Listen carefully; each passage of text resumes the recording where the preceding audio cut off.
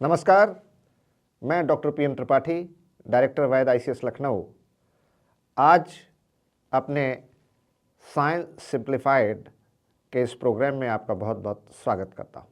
Science simplified में हम जानते हैं उन विषयों के बारे में जो ज्ञान, विज्ञान, तकनीक, प्रौद्योगिकी से जुड़े हैं और ख़ासकर सुर्खियों में हैं, चर्चा में हैं। हमारे science and technology, environment and ecology के एक्सपर्ट, फैकल्टी मेंबर और हेड पुनीत सर से हम विज्ञान के उन रहस्यों को आम भाषा में सरल तरीके से समझने की कोशिश करते हैं, ताकि ज्ञान विज्ञान के विषय में हमारी जानकारी भी बेहतर हो और हम उसको अपनी आसान भाषा में समझ भी पाएँ।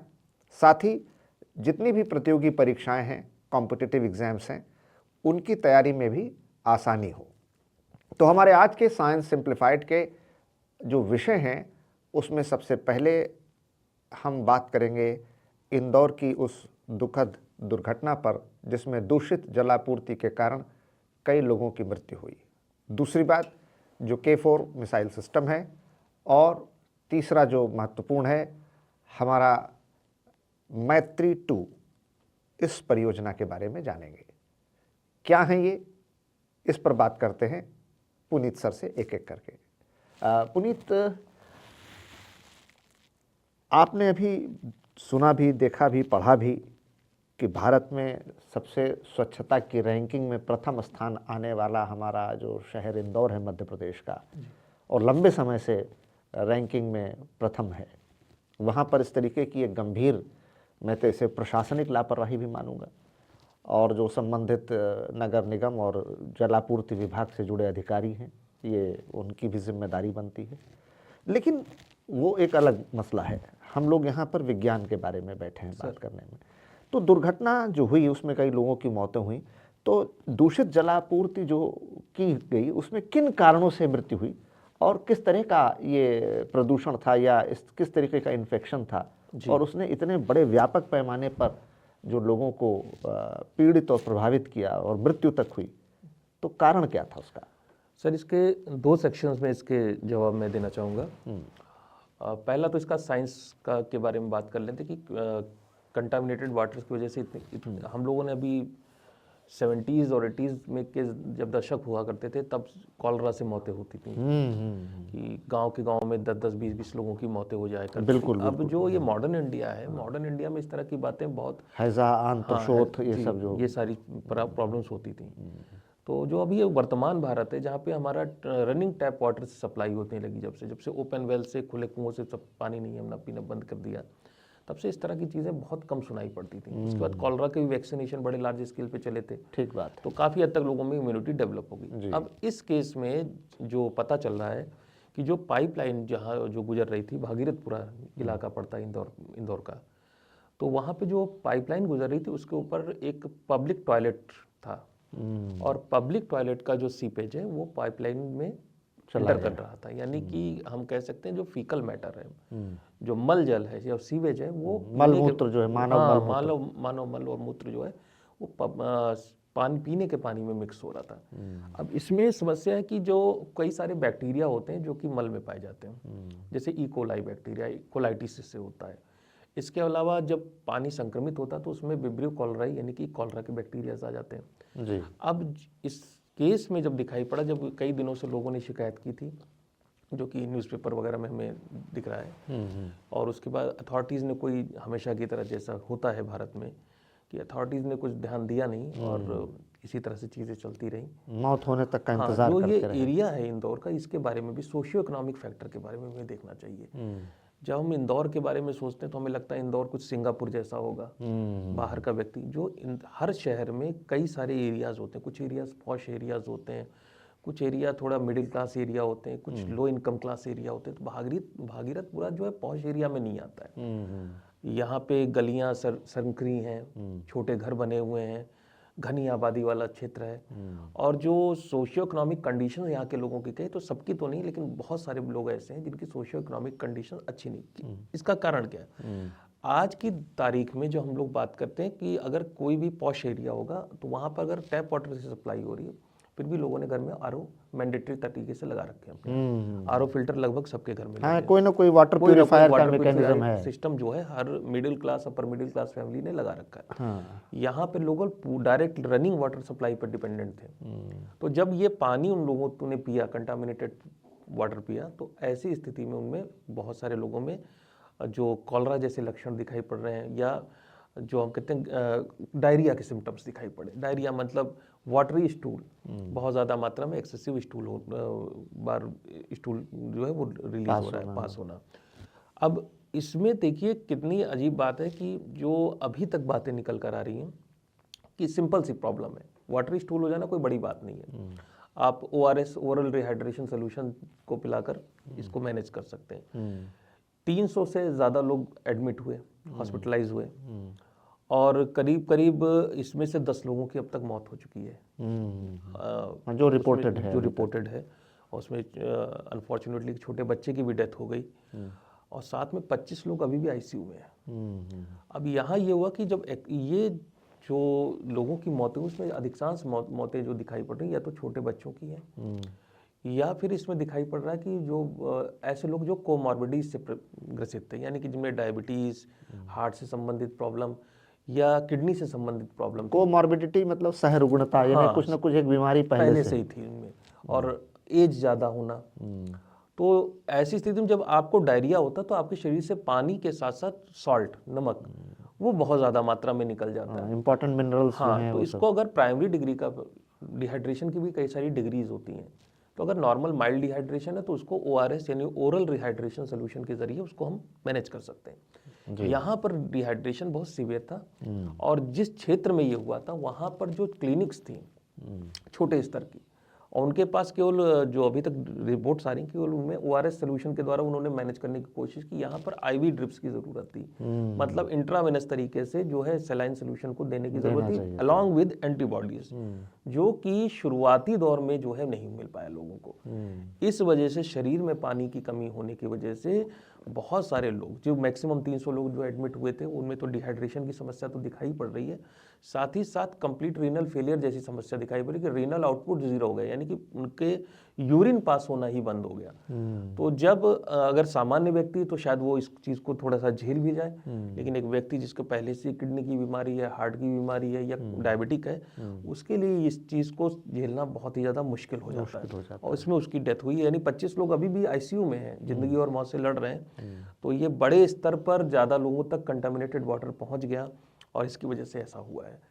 तो इसमें सोशियो इकोनॉमिक कंडीशंस भी लोगों के साथ में मिक्स हो गई। तो क्योंकि अगर शुरुआत में किसी संपन्न व्यक्ति को अगर ये ऐसा होता है तो सीधे बड़े अस्पताल में पहुंच गया, वहाँ पे उसने प्रॉपर ट्रीटमेंट ले लिया। यहाँ लोगों ने प्राइमरी डिस्पेंसरी से जो उनके एरिया की डिस्पेंसरी उसके पास वो लोग गए, वहाँ से इलाज कराने की कोशिश की, जो कि सफिशिएंट नहीं था, और इसमें ये दुखद घटना हो गई। तो हम भारत के जो भी शहर हैं या जहाँ भी आबादी है, हमें इस बात का ध्यान रखना चाहिए, ख़ास तौर से जो हमारे नगर निगम या नगर निकाय या संबंधित जल आपूर्ति करने वाले विभाग हैं, कि इस तरीके की लापरवाही, असावधानी न हो। और हम लोग को भी ध्यान रखना चाहिए कि पानी को, अगर हमारे पास वाटर प्यूरिफायर सिस्टम नहीं है तो कम से कम एक बार उबाल कर और छान कर पिएं। खैर, ऐसी दुखद दुर्घटना परिस्थिति कभी ना हो, दोबारा ना हो, इसके लिए हम सब लोग को सचेत रहना होगा, और हमारे शासन प्रशासन को भी इसके लिए अपना एक तंत्र विकसित करना पड़ेगा। दूसरा मेरा विषय है जो ये K4 मिसाइल सिस्टम है। जी सर, ये आजकल बड़ा चर्चा में है जी। ऐसा क्यों, और ऐसी क्या खासियत है K4 की जो इसको दूसरे मिसाइल सिस्टम से अलग बनाती है, और भारत के लिए कितना महत्वपूर्ण है? जी, डिफेंस के जो फील्ड में अगर हम बात करते हैं तो सबसे अच्छा हथियार कौन सा है? ऐसा हथियार जिसे कभी चलाने की ज़रूरत ही ना पड़े। सही बात है, वही हथियार सबसे अच्छा माना। बिल्कुल ठीक कह रहे हैं। K4 वही है। K4 अब तक की जितनी भी मिसाइलें हम सुनते हैं, अग्नि है, पृथ्वी है, नाग है, त्रिशूल है, जितनी भी मिसाइलें हमने अब तक सुनी है, वो सारी मिसाइलें एक तरफ है, K4 एक तरफ है। अच्छा, इतना बड़ा ये वेपन है, इतना ज़्यादा महत्वपूर्ण वेपन है भारत का, और इसकी कुछ कई सारी खास बातें हैं। तो ये अग्नि, पृथ्वी, नाग, त्रिशूल सबसे उन्नत प्रणाली है। हाँ, सबसे उन्नत, क्योंकि इसका मार करने का तरीका ऐसा है कि दुश्मन जो है अग्नि को टैकल कर सकता है, पृथ्वी को टैकल कर सकता है, K4 को टैकल नहीं कर सकता। अच्छा, और इसमें जो है अभी 25 दिसंबर क्रिसमस के दिन जो है टेस्ट हुआ था, और क्रिसमस के दिन जो ये टेस्ट हुआ तो पाकिस्तान और चाइना दोनों के जो जितनी भी कैलकुलेशंस थी सब की सब जो है पलट गई। इसके बाद पहले हम बात कर लेते पाकिस्तान के बारे में, बात कर लेते K4 की। एक तो रेंज है, देखिए 3500 किलोमीटर की रेंज है इस मिसाइल की। एक तो ये रेंज ज़्यादा है इसकी। दूसरी चीज़, ये मिसाइल फायर कहाँ से होती है? सारी मिसाइलें जितनी भी हैं मैक्सिमम, चाहे अग्नि हो चाहे वो पृथ्वी हो, दोनों की दोनों मिसाइलें जो हमारी मेन मिसाइलें हैं वो ज़मीन से फायर की जाती हैं, लैंड टू लैंड मिसाइलें।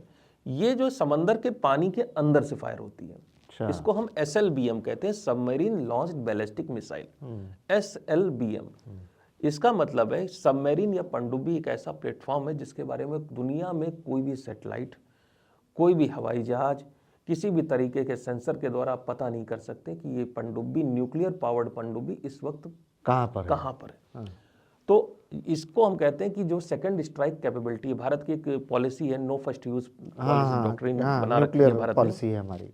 और जब आप इस तरह की पॉलिसीज बनाकर बैठे होते हैं तो इसका मतलब आपको सेकंड स्ट्राइक कैपेबिलिटी पे पूरा इत्मीनान होता है कि अगर हमारे ऊपर हमला हुआ तो वी आर कैपेबल, कि अगर हमारे ऊपर एक बम गिरा तो हम तुम्हारे ऊपर ऐसा बम मिसाइल फेंक डालेंगे कि पूरा का पूरा देश समाप्त हो जाएगा।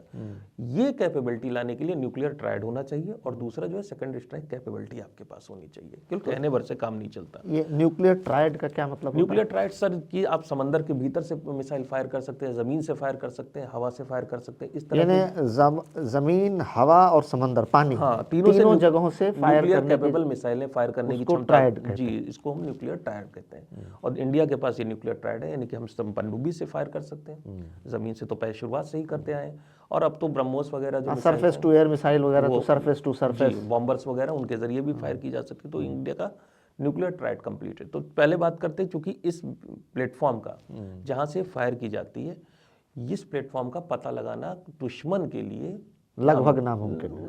लगभग नहीं सर, नामुमकिन है। अच्छा, नहीं पता लगा, अमेरिका भी नहीं पता लगा सकता। मतलब इसमें कोई सोनार रडार काम नहीं आएगा? कुछ नहीं पता, कुछ भी नहीं, अभी ऐसी टेक्नोलॉजी है नहीं अच्छा, किसी भी देश के पास कि किसी भी पनडुब्बी वगैरह, हॉलीवुड की मूवीज वगैरह में दिखा देते हैं, लेकिन इस चीज का पता लगाना किसी भी देश के लिए संभव नहीं है, क्योंकि पनडुब्बी का पता तब लगाएंगे जब पनडुब्बी सरफेस पर आएगी। ये मिसाइल पानी के भीतर ही पनडुब्बी और वहीं से उछाल के पानी से बाहर निकाल दी जाती है प्रेशर के जरिए, और एक बार ये हवा में पहुंच जाती है जब उछलकर, तो उसके बाद इसके इंजन ऑन होते हैं और उसके बाद ये अपने रास्ते पे चली जाती है। तो पनडुब्बी का तो जगह ही नहीं पता लग सकती कि कहाँ पर है, बे ऑफ बंगाल में, अरेबियन सी में, इंडियन ओशन में, या फिर वो येलो चाइना सी में खड़ी है हमारी पनडुब्बी, न्यूक्लियर कैपेबल सबमरीन है। तो जब आपको पता ही नहीं कि प्लेटफॉर्म कहाँ है तो आप उसको नष्ट ही नहीं कर सकते। जिसको आप देख नहीं सकते उसको मारेंगे कहाँ से?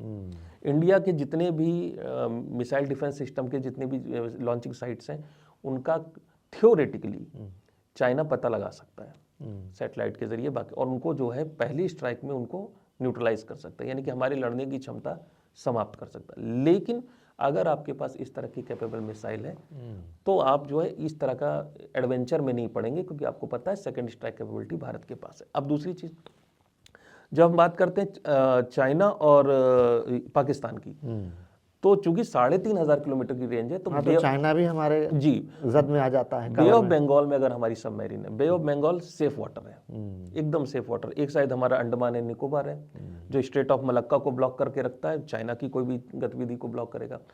पाकिस्तान से भी किसी भी तरह का एडवेंचर करने के लिए उनको अरेबियन सी और इंडियन ओशन के जरिए फिर आपके बे ऑफ बंगाल में आना चाहिए। बे ऑफ बंगाल इनक्लोज्ड वाटर है, ये हमारा सेफ वाटर है।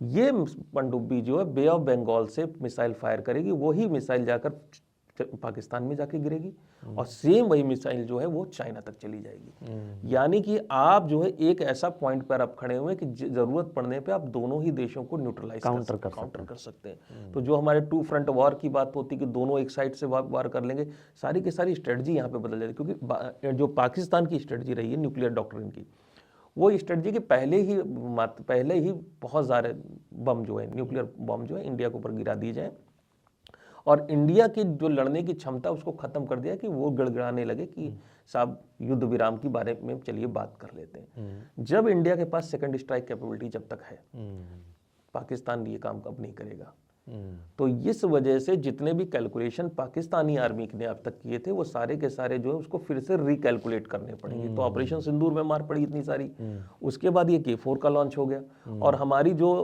3 सबमरीन है, 2 सबमरीन अभी ऑपरेशनल है जो कि न्यूक्लियर पावर्ड है, अरिहंत है और अरिघात है, और अभी जो है अरिदमन का भी टेस्ट चल रहा है। तो 3 न्यूक्लियर सबमरीन होगी, भगवान जाने एक अरेबियन सी में खड़ी है, एक बे ऑफ बंगाल में खड़ी है, एक पता नहीं दुनिया में कहाँ है। इवन अमेरिका भी हमारी जद में है अब। मतलब थ्योरेटिकली कहें कि क्योंकि न्यूक्लियर पावर सबमरीन आप मिसाइल लाद के अमेरिका के पैसिफिक ओशन में जाके अपनी मिसाइल को पनडुब्बी को ले जाके खड़ा कर दें। सही बात है। तो थ्योरेटिकली पूरा विश्व में कोई भी ऐसा देश ऐसा नहीं है जो अब जो है भारत की मिसाइल की रेंज के पास नहीं है। और दूसरी चीज़ है, इस मिसाइल को फायर करने के लिए अगर अमेरिका की हम बात करें तो अमेरिका के पास भी जाने की ज़रूरत नहीं है, 3500 किलोमीटर की दूरी से भी आप फायर कर सकते हैं। तो ये जो है आपको बहुत ज़्यादा आपको हैवी वेट एक डिफेंस के क्षेत्र में बना देता है। तो इसलिए जो है K4 जो मैंने कहा कि अब तक की सारी मिसाइलें एक तरफ, सारे सिस्टम एक तरफ और K4 एक तरफ है। That is the thing. अच्छा, और इसका ये जो नाम है K4, K4 कलाम 4 डॉक्टर अच्छा, एपीजे अब्दुल कलाम के ऑनर में इस मिसाइल 2 मिसाइलें हाँ, वो K15 मिसाइल है मैन कहलाते जी हैं। जी, एक K15 और K4 है। K15 750 किलोमीटर की रेंज तक मार करती है, K4 जो है वो 3500 किलोमीटर की रेंज तक मार करती है। और इसके जो बम का वेट है, ये मिसाइल जो है इसके बम का वेट 2000 किलो है। 2000 किलो का बम लेके ये 3500 किलोमीटर की दूरी तक पानी के अंदर से निकल कर जाएगी। कन्वेंशनल बम है, यानी कि सिंपल बारूद वाला बम है, वो आधे शहर को तबाह कर दे, और 2000 किलो का न्यूक्लियर बम अगर भेज देंगे तो भगवान जाने क्या होगा। तो ये मतलब समझिए ऐसा अस्त्र है जिसका कभी यूज करना ही नहीं पड़ेगा। और इसी वजह से जो है करे कभी इसकी आवश्यकता पड़े। नहीं, ये तो दुश्मनों के लिए ये तो दुश्मन ही मना है। तो मिस एडवेंचर करने की कोई जरूरत नहीं करेगा इस वजह से। ये तो साहस करेंगे तो बहुत बड़ी कीमत चुकानी, बहुत बड़ी कीमत, जरूरत से ज़्यादा बड़ी, बल्कि नेस्तनाबूद हो जाएंगे जी। और इसमें बड़े सारे फीचर्स भी हैं सर। ये रास्ते में अपना रास्ता चेंज कर लेती है और 3D मैनूवर करती है। तो इसका मिसाइल की ट्रैकिंग करके अगर आप इसके खिलाफ एंटी मिसाइल सिस्टम यूज़ करना चाहें तो उसको भी इसके लिए बेकार है वो। यानी एक बार फायर करने, ब्रह्मास्त्र जिसको हम लोग कहते हैं कि ब्रह्मास्त्र एक बार छोड़ दिया तो फिर अपने रुकेगा नहीं, फिर वो अपने लक्ष्य पे जाके उसको पूरा का पूरा तबाह कर देगा। तो वही चीज़ है K4, that is the thing. इसलिए K4 इतना ज़्यादा इंपॉर्टेंट, ये स्ट्रेटजिक मिसाइल है, टैक्टिकल नहीं है, स्ट्रेटजिक है। सारी स्ट्रेटजी ही चेंज कर देती है। That is the K4। अब मेरा तीसरा बड़ा महत्वपूर्ण प्रश्न है कि जो हमारे 2 ध्रुव हैं जी, नॉर्थ पोल साउथ पोल, जी, आर्कटिक और अंटार्कटिक, जी, यहाँ पर हमने अंटार्कटिका पर अपने 3 स्टेशन, रिसर्च स्टेशन बनाए हैं। जी, दक्षिण गंगोत्री, मैत्री, भारती, और आर्कटिक पर हमारा एक रिसर्च स्टेशन है हिमाद्री। तो मेरा पहला सवाल आपसे ये है कि ये ज़्यादातर हमने रिसर्च स्टेशन अंटार्कटिक में क्यों बनाए हैं जी, और आर्कटिक को हमने थोड़ा सा नज़रअंदाज किया या उपेक्षित रखा है। और अभी एक भारत सरकार ने नई घोषणा की है जिसमें कि हम मैत्री 2 भी बना रहे हैं, शुरू करने जा रहे हैं अंटार्कटिक में। तो ये हमारा चौथा एक रिसर्च स्टेशन होगा जी। तो पहला तो यही है सवाल मेरा कि आर्कटिक की तुलना में अंटार्कटिक पर इतना अधिक गहन शोध, अनुसंधान या ध्यान क्यों है, आर्कटिक पर कम है जी। और दूसरा कि ये मैत्री 2 परियोजना क्या है। सर मैं दोनों पे जवाब देता हूँ। देखिए ऐसा है कि पहली बात है कि रिसर्च स्टेशन साउथ पोल पे ज़्यादा क्यों बनते हैं, नॉर्थ पोल पे क्यों बनते हैं। पहली बात तो दोनों पोल्स में ठंडा कौन सा ज़्यादा है, तो साउथ पोल जो है नॉर्थ पोल की अपेक्षा बहुत ज़्यादा ठंडा है। साउथ पोल पे ठंड की मात्रा ज़्यादा, लेकिन फिर भी रिसर्च स्टेशन साउथ पोल पे बन रहे हैं। रीज़न है कि जब हम पढ़ते हैं जियोग्राफी में कि कितने विश्व में कॉन्टिनेंट्स हैं, महाद्वीप हैं, तो उसमें एक कॉन्टिनेंट का नाम आता है अंटार्कटिका, लेकिन आर्कटिक नाम का कोई कॉन्टिनेंट हमें नहीं दिखाई पड़ता। क्योंकि आर्कटिक है क्या, आर्कटिक पानी पे तैरती हुई बर्फ है। अच्छा, यहाँ कोई ज़मीन नहीं है। जो नॉर्थ पोल सो कॉल्ड आपको दिखाई पड़ती है आइस शीट, वो एक बेसिकली आइस शीट है जो समंदर के ऊपर तैर रही है, बस नीचे कोई ज़मीन नहीं है। तो जब ज़मीन नहीं है तो ये आइस जो है, जो बर्फ जो है, गर्मी के महीने में ये ब्रेक करती है, जुड़ती है, तो पूरा का पूरा जो एरिया है वो कैसा नॉर्थ पोल का, वो पूरा का पूरा अनस्टेबल एरिया है। इसीलिए नॉर्थ पोल जो एग्जैक्टली हम कोट करके कहते हैं, नॉर्थ पोल पे एक भी रिसर्च स्टेशन नहीं है। ठीक है, रीजन है। तो कहाँ रिसर्च स्टेशन हो सकता है? नॉर्थ पोल के ठीक बगल में थोड़ा सा पहले एक आइलैंड पड़ता है जिसका नाम है स्वालबार्ड। अब आइलैंड है, ठोस जमीन है, तो जितने भी रिसर्च स्टेशन, जैसे कि हमारा नॉर्थ पोल पे रिसर्च स्टेशन है हिमाद्री। अब हिमाद्री जो है वो नॉर्थ पोल के स्वालबार्ड नाम के आइलैंड पर है। तो ये नॉर्थ पोल पे एग्जैक्टली तो आप नहीं जा सकते, अगर जा सकते तो थोड़ी देर के लिए जाएंगे, लंबे समय तक वहां पे कोई परमानेंट स्ट्रक्चर नहीं बना सकेंगे। स्ट्रक्चर बनाएंगे, बर्फ फट जाएगी, सारा स्ट्रक्चर पानी के नीचे चला जाएगा। तो इसलिए यहाँ पे शॉर्ट टर्म गतिविधियां यहाँ पे की जाती हैं, जबकि लॉन्ग टर्म रिसर्च स्टेशन आपको कहाँ मिलेंगे? उसके लिए ठोस जमीन चाहिए, और ठोस जमीन आपको मिलती है अंटार्कटिका पे। ठीक बात। इसीलिए 1983 में सबसे पहली बार 1983 में मिसेस गांधी इंडिया की प्राइम मिनिस्टर थी, तब डॉक्टर गुप्ता के की लीडरशिप में एक अभियान भेजा गया था यहाँ से, इंडिया से, और 1983 में हमने अपना पहला रिसर्च स्टेशन अंटार्कटिका पे बनाया था। छोटा सा था, 680 वर्ग फुट के आसपास का रिसर्च स्टेशन था, और ये रिसर्च स्टेशन का नाम रखा था दक्षिण गंगोत्री। ज़्यादा समय तक काम नहीं कर पाया अनफॉर्चुनेटली, क्योंकि बर्फ में दब गया था। छोटा सा रिसर्च स्टेशन था, अंटार्कटिका की जो हार्श वेदर कंडीशन है उसमें नहीं रह पाया, और कुछ दिनों तक काम करने के बाद ये बर्फ में दब गया। आज भी इसका यूज़ करते हैं हम लोग, एज अ बेस की तरह यूज़ करते हैं, मटेरियल्स वगैरह को बाकी रिसर्च स्टेशन में सप्लाई करते हैं। फिर 6 साल बीत गए। 6 साल बीतने के बाद दूसरा हमारा रिसर्च स्टेशन वहीं पर अंटार्कटिका बनाया गया, जिसका नाम था मैत्री, जिसको आज हम मैत्री 1 कह सकते हैं। अब मैत्री 1 के बाद 2012 में तीसरा रिसर्च स्टेशन बना, जिसका नाम है भारती। तो ये बेसिकली इंडिया में अगर हम कहें ऑपरेशनल रिसर्च स्टेशन इस वक्त कितने, तो केवल 2 है, एक भारती है और दूसरा आपका मैत्री 1 है। अब इन दोनों रिसर्च स्टेशन में जो खासकर मैत्री 1 में एक समस्या आ गई कि मैत्री 1 थोड़ा पुराना हो गया। भारती भी 10 साल, हर रिसर्च स्टेशन की एक लाइफ होती है। भारती को भी हमने बनाया, वो उसकी भी लाइफ जो 2012 में बनाया तो उसकी लाइफ 2022 तक के लिए थी, अभी 2025 चल रहा है, 3 साल ओवरशूट कर चुका है। पुराने पड़ गए रिसर्च स्टेशन, पुराने जमाने के हिसाब से बनाए गए थे, सारी टेक्नोलॉजी पुरानी होती जा रही है, नई टेक्नोलॉजी, नए इंफ्रास्ट्रक्चर की जरूरत और जिस तरीके की वहाँ हॉस्टाइल वेदर कंडीशंस हैं, तो वेयर एंड टेयर भी बहुत होता है। वेयर एंड टेयर बहुत ज्यादा होता है, तो और मशीनरी वहाँ पे जल्दी खराब होती है। तो इसीलिए आपको जल्दी जो या तो आप उनके मॉड्यूल्स को आप चेंज करते रहें, या फिर ऑल टुगेदर एक नया रिसर्च स्टेशन बना लें। तो इसीलिए अब हम मैत्री 2 नाम का जो रिसर्च स्टेशन है वो हम अंटार्कटिका पे डेवलप करने जा रहे हैं, जो कि अपने क्लाइमेट की रिसर्च वगैरह में इंडिया के लिए बहुत ज़्यादा इंपॉर्टेंट रोल अदा करेगा। तो ये है आपका मैत्री 2। तो ये किस तरीके की रिसर्च होती है, जिसमें हमारे देश के लिए क्या लाभ हो सकता है जी, और विश्व के लिए क्या लाभ हो सकता है? जी बिल्कुल, बहुत अच्छा सवाल है। देखिए, जो हमारा साउथ पोल है, जो अंटार्कटिका है, अंटार्कटिका कंट्रोल करता है इंडियन ओशन को। इंडियन ओशन का वेदर और क्लाइमेट पूरी तरह से अंटार्कटिका कंट्रोल करता है, और इंडियन ओशन का जो मिजाज है वो भारत के मानसून को कंट्रोल करता है। भारत का मानसून हमारी कृषि, हमारी अर्थव्यवस्था, हमारे जीवन को कंट्रोल करता है। गंगा के नदी का पानी जो है कितना बहेगा, ये अल्टीमेटली नॉर्थ साउथ पोल आपका जो है वो डिसाइड करता है। तो हमें जो है पता करना है कि क्लाइमेट के में क्या चेंजेस आ रहे हैं, उसके हमारे पे लॉन्ग टर्म असर कैसे आएंगे। उसके लिए हमारे पास एक कंक्रीट डाटा होना चाहिए। सही बात। और डाटा हमें 2 तरह से मिल सकता है, या तो कोई दूसरा दे दे सेकेंडरी सोर्स से, कटा फिटा डाटा, मतलब एडिटेड मटेरियल मिले, उससे आपका काम चलने लगे। आपको देश के लिए लॉन्ग टर्म पॉलिसीज बनानी है, ये 5 साल से जल्द या 10 साल की नहीं है। हमें देखना है 2050 में इंडिया का क्लाइमेट कैसा होगा, 2100 में इंडिया का प्राइमरी डेटा चाहिए जी, कि लॉन्ग टर्म हम पॉलिसीज ऐसी बना सके कि कहाँ पे डैम्स की ज़रूरत पड़ेगी, अभी जो वाटर को के रिचार्ज करने के लिए कौन सी चीज़ों की ज़रूरत होगी, कौन सी चीज़ें हम कम करें, कौन सी चीज़ें ज़्यादा करें, एमिशन में कोल बेस की तरफ जाएं या न्यूक्लियर की तरफ जाएं। तो ये इतनी लंबी लंबी बड़ी बड़ी पॉलिसी जिसमें हज़ारों करोड़ों रुपए का इन्वेस्टमेंट होता है, तो गवर्नमेंट ऐसे हवा में तो नहीं ले सकती।